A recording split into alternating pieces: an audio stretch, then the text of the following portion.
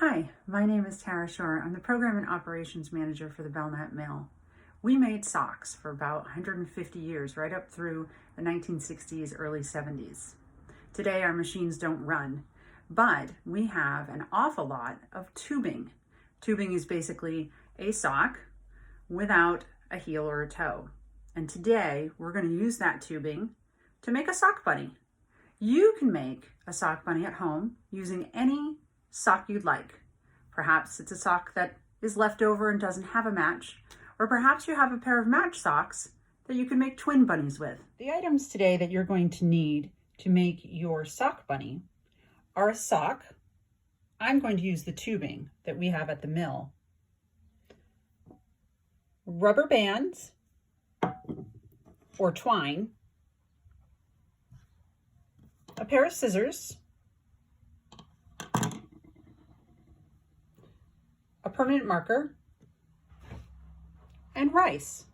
If you don't have rice, you could certainly use fluff, like pillow fluff, something that you can put into your bunny for his body.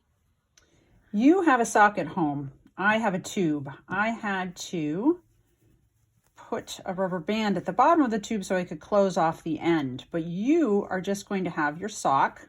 So we can pretend this is your sock.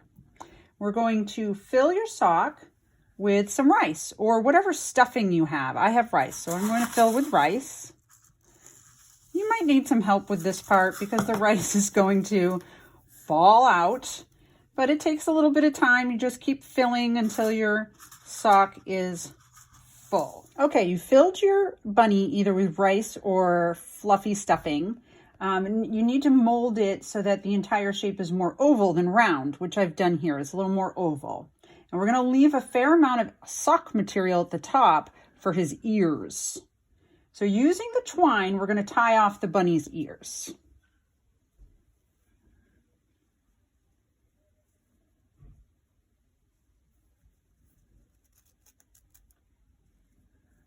And you could just tie a knot at this point.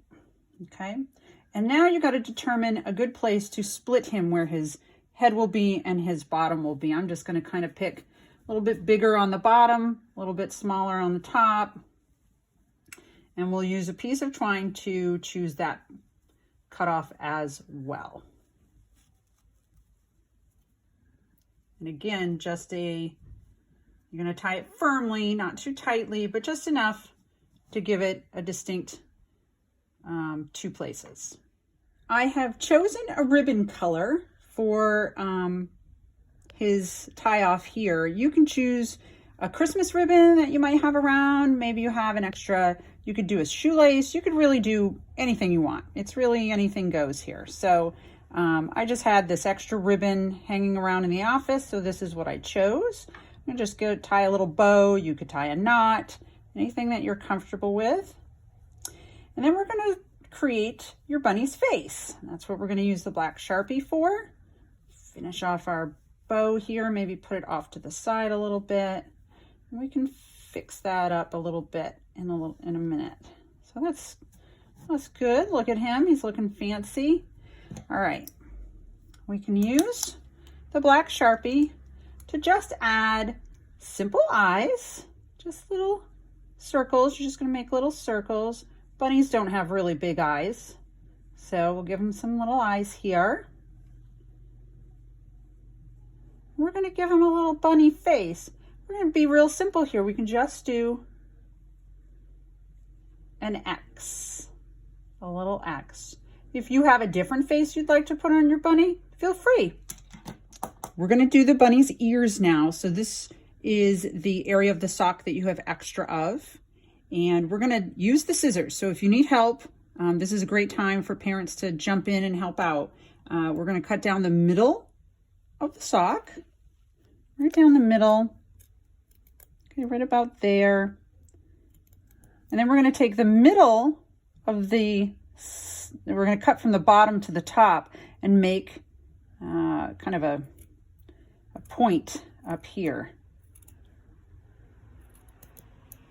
So our ears get some shape. Now you can cut them differently. It doesn't really matter. Everyone's ears will be a little different, just like a real bunny.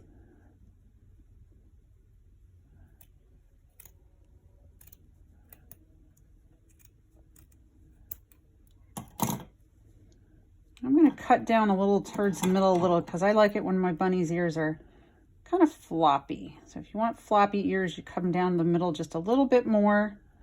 You can give it a little shape. And there's our bunny's ears. So here's our bunny. His ears are floppy. He has his ribbon, his face. He's a very cute little guy.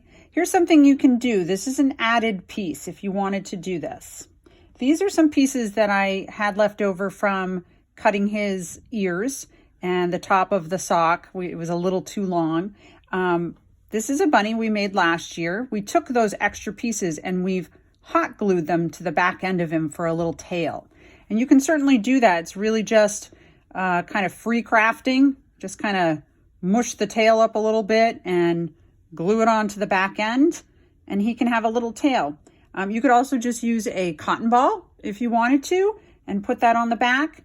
Again, you could probably use regular glue for that, or a hot glue gun, or even maybe a safety pin. So I hope you enjoyed your sock bunny activity today, and come join us at the Belknap Mill. We do DIY projects like this with our sock tubes a couple times a year. Thanks so much.